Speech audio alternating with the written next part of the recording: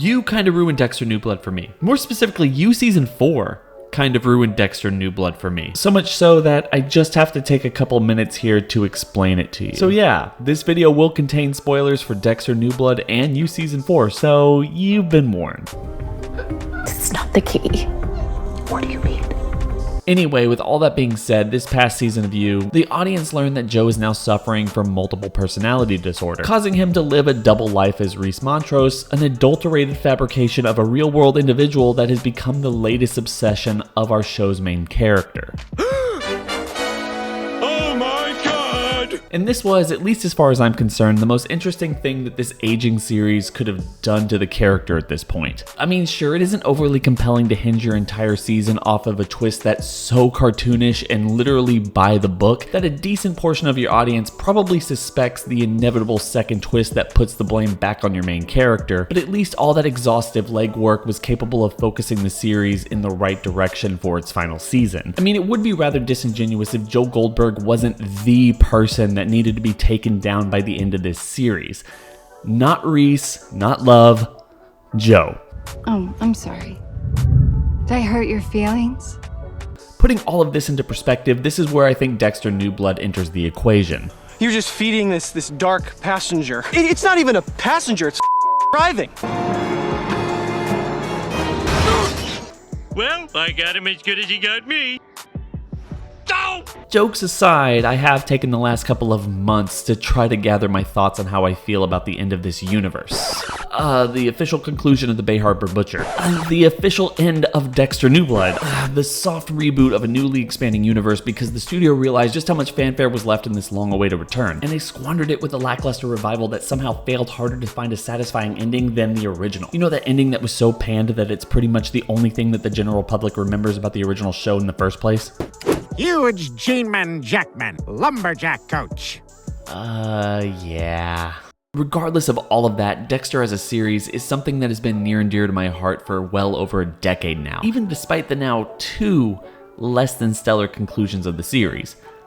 3 if you're counting the books. Even still, I was and I still am grateful that we're getting more episodes within this universe. And I honestly would be lying if I said that I wasn't at least a little bit interested in what Showtime and everybody else is going to do with the series going forward. With all that being said, I wanted to go back to the disappointing conclusion of Dexter New Blood and talk about how this was something that was rooted in the early days of production for this revival series, with Clyde Phillips stating, "This all happened about 2.5 years ago, so I'm not sure if it was the first or second meeting, but he knew early on that Dexter was going to die. He understood that was the right decision. If Dexter keeps getting out of jams every single time, then we're doing a superhero show. We wanted to bring as much humanity as we could to the ending of the show and to say goodbye to the character with dignity and integrity." Michael C. Hall also reiterated that point by stating, "Some people will have predicted it, and some will be shocked by it. Some people will accept it, some people will reject it. I think that it will be difficult for people to grapple with his fate given that he's someone that they've spent a lot of time with and have a lot of affection for, at least in some cases." The place where my dark passenger thrives. That's the cool term I made up for my desire to kill people. And I just want to be absolutely clear here. I'm not mad about Dexter finally meeting his maker at the end of Dexter New Blood, especially since most of us knew that there was only one legitimate way that this story could potentially end if it was ever going to come back. However, the one thing that I find just a little bit insulting about this decision, especially with the way that the creative team behind it was talking about it, is that this ending that they knew was inevitable was cast around side characters that don't deserve the honor of bringing down the titular character. To be even more clear here, the original run of Dexter was not punctuated by characters like Dexter himself, but of the side cast that brought heart and levity to the proceedings of the show, even when the subject matter would get rather dark. Does anyone even care about our storylines? Sex.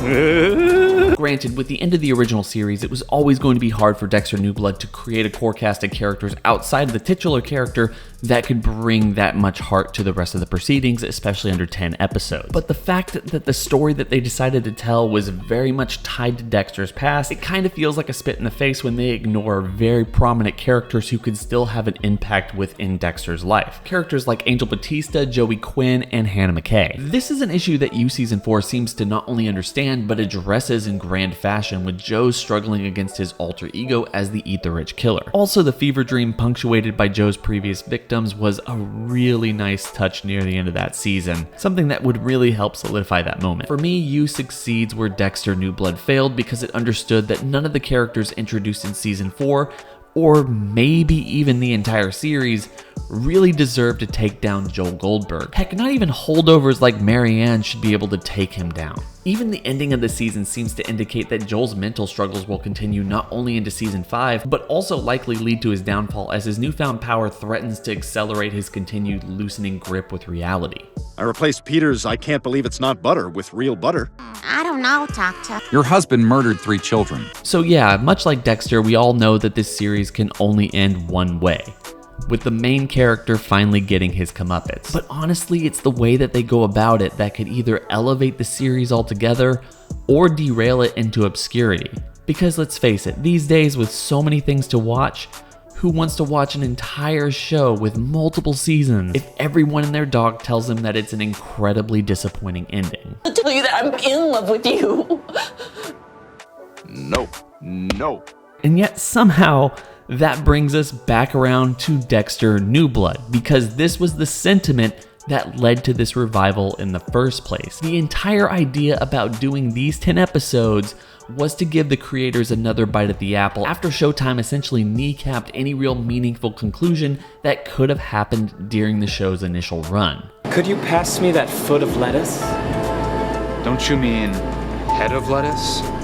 It's him, the head-foot switcher. Additionally, Clyde Phillips seemingly understood this during his initial run as the series showrunner, stating, "My personal ending of the show was that he was going to be executed for his crimes. He's lying on the table, and outside of the window are all the people that he's killed. That was just in my own head. I never pitched it to anyone." I feel like this is one of those endings that would have made sense for a character like Dexter. Regardless of how the show would have gotten to that point, it does make sense that Dexter would have been taken down by the system that he stealthily operated in for over a decade, and that this moment would have been punctuated by visions of people that he took down along the way. I don't know about you, I feel like that would have been a really powerful ending. Sure, it might suck to see the character of your favorite show get taken down in any way, but again, we're not supposed to idealize with these characters. And at the very least, that ending would have been cushioned comfortably in the morality of the Silver Age television scene, while simultaneously scoring some major nostalgia points for viewers that have been watching for years on end. You have 2 knives! Instead, we got Dexter New Blood, in which I feel like Clyde Phillips and Michael C. Hall wanted to tell a story about an estranged father and son. And I guess one of the only ways to get that story funded was to pitch it as a revival for one of the bedrock shows of the modern age of scripted television. We made it, Mother!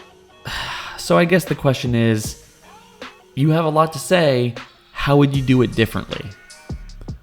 Well, for starters, if I had it my way, I probably would have gone with the pitch from the previous showrunner, Scott Buck, in which the idea basically was that Dexter several years later had resisted killing all of these years. He does get at least some small satisfaction working as a paramedic, but he's still living in the Pacific Northwest somewhere, which seems to be the hunting ground of serial killers. So some new big bad starts terrorizing the area, and Dexter, he's telling himself, just out of curiosity, I'm going to look into this. He's certainly not going to do anything about it, but he finds himself gradually being pulled into it more until finally the challenge is this person has to go. Personally, I think that this is a great idea because it's an interesting enough premise that could have kept the world and this character alive for short form content like miniseries or even made for TV movies for years. It's something that would allow enough alterations between new entries to keep the content feeling fresh and new, while simultaneously allowing the audience to see how Dexter grows and adapts to new situations. But I do guess that brings us back to Clyde Phillips' original issues with any further continuation of the story. I never really got the whole superhero thing,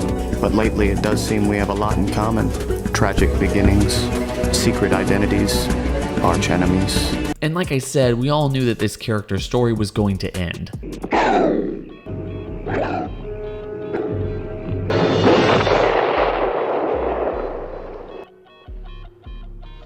Maybe not that way, but it had to end somehow. So I guess the point then is, how do you end this series without it falling flat?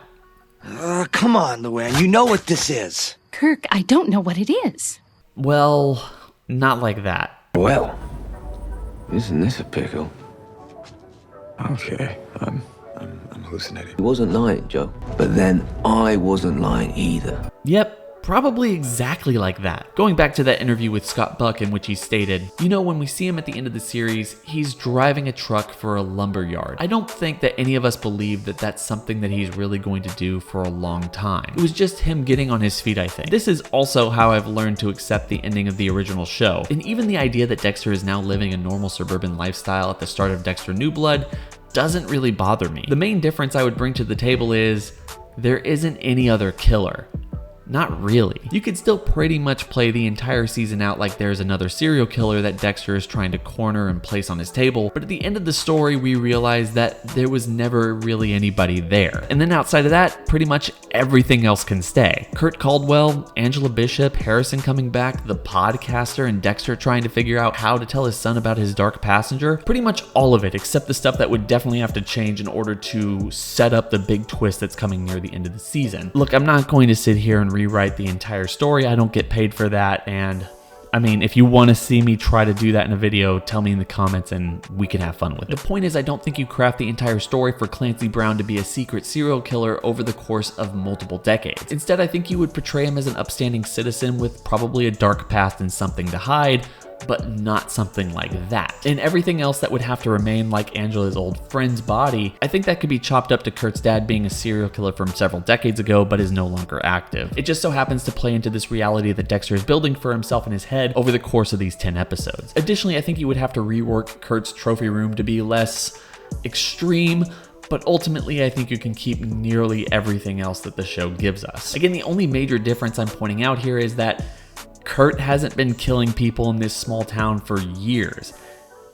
Everything going on is just a fractured mental state in Dexter Morgan's mind. I mean, we've already seen this guy talk to people in his head for years over the course of the original series, and the previous show already explored just how the lack of killing people started to mess with his mental state over the course of time. So it wouldn't be the biggest stretch to suggest that somehow over the course of the last decade, Dexter's mental state fractured to a point where he subconsciously carried out murders without his main identity knowing about it. And this isn't even something that comes out of nowhere. We've seen this in the original show before. Geller.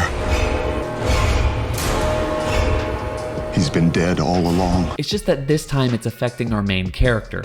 And by the time we get to the end of this revival, it's clear to the entire cast, the audience, and even Dexter himself that he has to go. He isn't capable of stopping, and he will hurt anyone who gets in his way. That no matter what he says or what he does, he can't care about anyone or anything other than himself. That's the ending that Dexter New Blood should have given us. And it is crazy that a show like You, of all things, is the thing that has made that clear. But that's just my take.